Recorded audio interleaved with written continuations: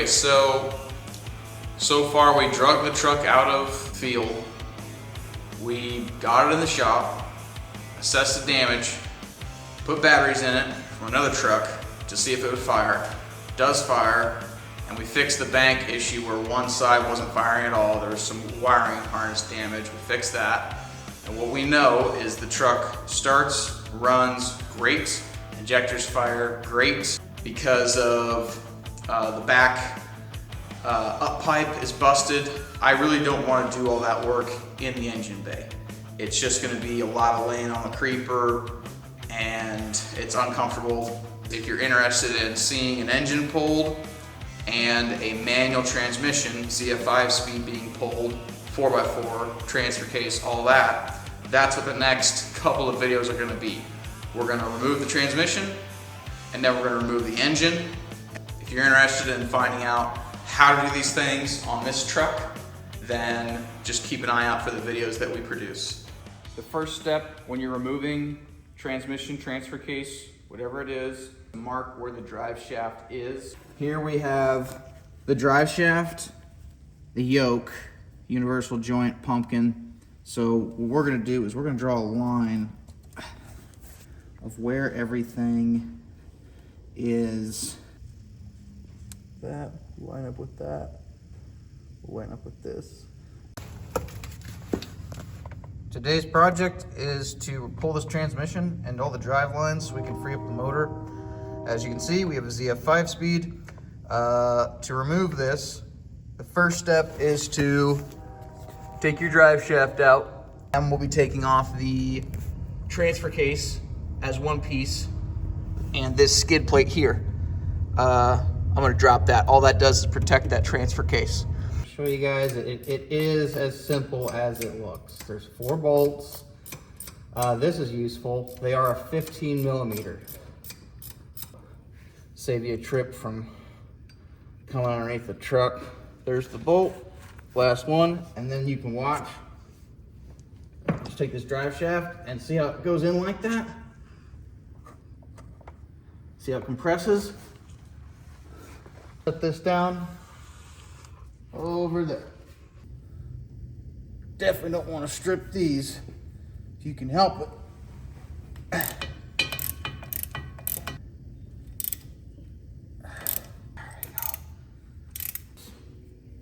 Okay, good, it came right out. 4 bolts out. Sometimes you need a pry bar, you know, and you get behind there and pry it. This one came right out. So you can see when you inspect these, you want to see if they're greased or not. This one we might reuse, we'll see. The rubber caps are all still there, so that's good. And there's no play. So we'll deal with that at a later date. But moving on to the front drive shaft. It's a 1/2 inch, and I highly suggest getting a ratcheting wrench. It's gonna make this part a lot faster.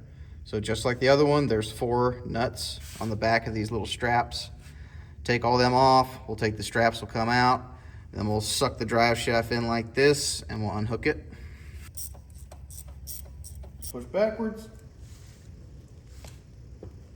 And our cap came off, we don't want that. So and you gotta push in kind of hard. Okay, out she goes.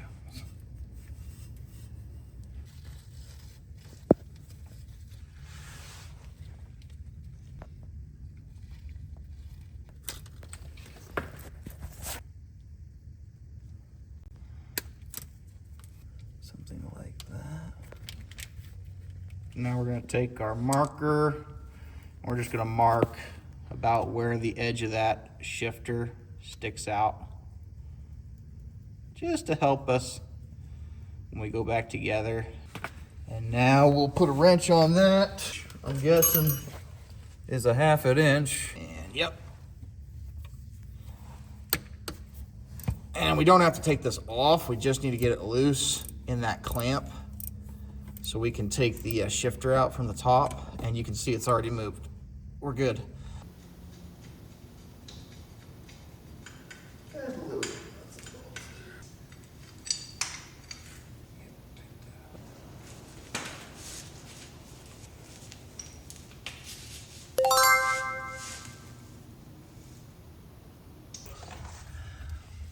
After you get that shifter off, which it goes right here, and there's two, I think it's a 13/16, 2 bolts. You take those 2 bolts out and the whole shifter comes off. Your next step is to do all 6 of these bolts. There's 6 bolts that hold the transfer case on, and here's a tip: leave the easiest 2 bolts for last. So take the top 2 out and the bottom 2 out first, and then your last ones, loosen them up. And then if you're strong enough, you put your knees under this thing, which we'll show, and you take all them bolts out and drop that transfer case. And they're 1/2 inch.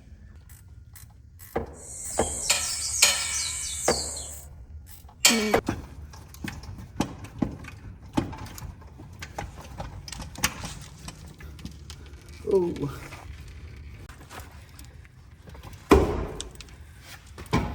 Guys, I don't know how much this thing weighs, but it's not light, but it's not horrible either. It's just more awkward than anything. As I get older, I do try to work smarter. We put a little piece of cardboard down here on top of our cardboard, so now we can just slide that out just effortless. Not working too hard. Just got that on a piece of cardboard. Now it slides real easy. Whoever did this last, they skipped the gasket, went with RTV. A lot of RTV. So there's 4 bolts in the corner of this shifter. And they're not real hard, they're just, you know, Phillips. Just unscrew them. And then what that'll do is it'll expose 4 Allen bolts on the top of the transmission. You'll take those 4 bolts out. Then the shifter will come right out. Okay, so you take that cover off and you expose these 4 Allen bolts. And this is just a little trick I came up with. You just put your Allen in the top, and then you put your wrench on the other side. Because whoever put these on, put them on pretty tight. There we go. After that, just come right out. Alright, so all those bolts are out, and all you do is just come straight up the top. Okay, so ready to pull the transmission. Your next step is going to be you got to remove the slave cylinder. These little plastic clips right here are for when you first put these on. They clip into here, as you can see, that little tab right there, and it makes install much easier when you buy them brand new, pre-bled. When you're doing what I'm doing here, basically we're just gonna put a pry bar in here, and we're just gonna slide this thing out. And going out will not be a problem, but coming back in will be a little challenging.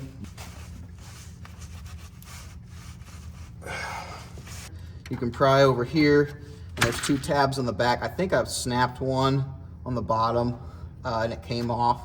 I'm not sure, but this is all you do. You just take this, and it's under some pressure, and then as soon as you come off, see this, what we'll do when we install it is we'll push it and we'll hook it on this piece right here. That's your slave cylinder, and honestly, we're probably just gonna zip tie it over here just to keep it out of the way. Now you got your slave cylinder off, zip tied there to the side. You got 6 bolts, okay? You got 2 up there, 1, 2, 3, and then you got 1 hiding. Right there, dead ahead. I can't point to it, it's dead ahead. There's 3 bolts on each side. It's a 19 millimeter. And what you want to do is you want to crack all those bolts loose and get them out before you take this support off. Because there's 2 dowel pins on either side that will keep the transmission where it is, because the back end is being supported and pushed forward from being tight with the bolts. All right, so I'm doing the top 2 first, and so is the hardest. You're going to need a long extension. You're going to need a swivel ball and socket, 19 millimeter. Top side, and a pretty heavy duty 1/2 inch drive ratchet breaker bar, because you lose a lot of torque when you use these. So we're gonna see how tight the previous person put these on. And I think we're okay. I think we just busted one loose. Okay, so I forgot you have to take the starter off up in here to take the transmission out, which is not a super bad job, except there's one bolt on top of the starter that's really tough, and this is the tool you want. 17 millimeter, if they still have the stock bolts, and a nice short little ratchet. And you put that on there and find some leverage, and you turn that bolt loose on the top. And remember, keep the 2 bolts in the bottom in first tight, and then take your top bolt out. Starter comes out as well. All right, so with your transfer case out and your bell housing bolts out, now you need to get a transmission jack. If you don't have one, I wouldn't suggest doing a transmission this heavy. We're gonna put our transmission jack underneath, we're gonna get it staged, and then the only thing holding that transmission in is that rear cross member. So we're gonna take the hardware out, because I don't want to take the hardware out until I get this jack underneath, because after that it'll come right out. Get the jack underneath the transmission, jack it up. I've used these little ratchet straps just to keep that thing from teetering left and right. Manuals do not have a good base to them, like the autos. The autos have a nice square pan that fits in here pretty nicely. The ZFs do not. There's not a lot of surface area that you're gonna touch. And once we get that rear cross member plate out, it should be just slide back, down, angle. That's the nice thing about these transmission jacks, you can angle. Well worth their money. I bought this one for probably 200 bucks, and this is the 5th transmission job that I've done, so well worth the money.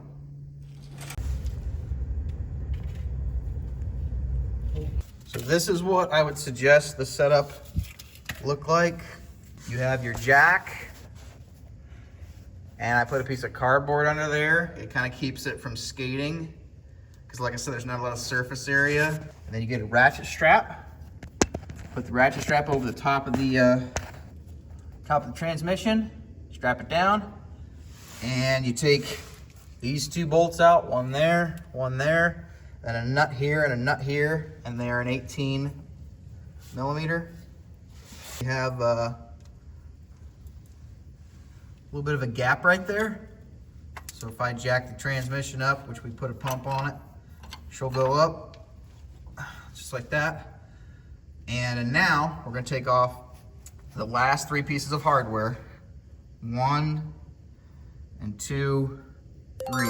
Those 3 bolts will allow this cross member to go down and to the left. And with the transmission being supported, we should be able to take the transmission out and down. But you got to have a transmission jack underneath of it before you take them 3 bolts out. And this is how this should go. Just like that. Absolutely perfect.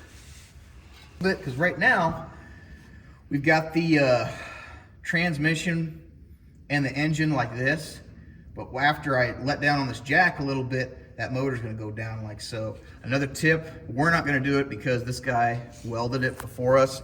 This exhaust here, it would be best if you took your downpipe off up there, but he welded those together, so we're not gonna fool with that. I'm gonna have to probably buy a new downpipe or something, somehow, some way. So, transmission's on, it's tight. We have nothing holding it in except the jack, so we're gonna slowly lower it down. Okay, so now our transmission's on there. Strap's still tight, we're gonna jack up just a little bit. What you want is the motor to rest, and you want the transmission to sag, just like that. The trick is to get just enough. There it is. Okay, small error.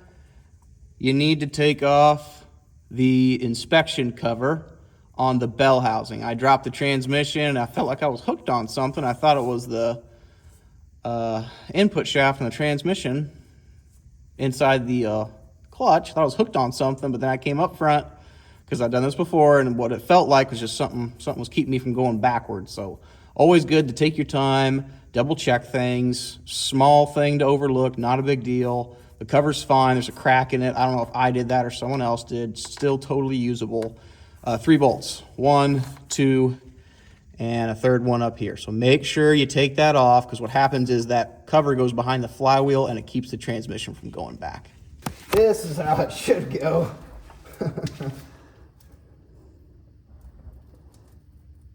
I would have put that jack just a little bit further up. That's all. But it's a pretty heavy transmission. I would not suggest doing this unless you got a nice jack, one that you trust. So now that this is out, what we have to do is we're gonna set up our lift, and we're gonna lift the truck up just enough to clear getting the transmission out.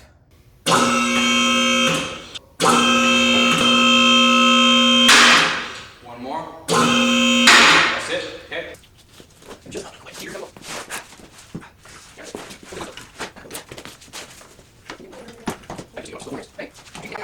Huh?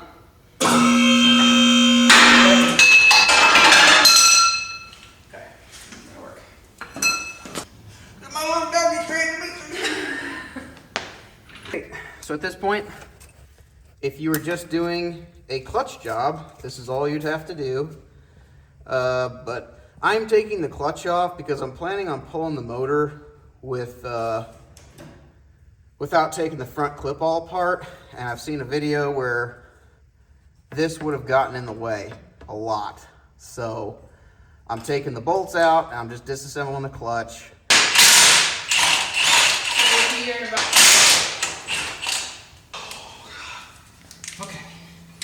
Okay. That's one whole deal. That looks good.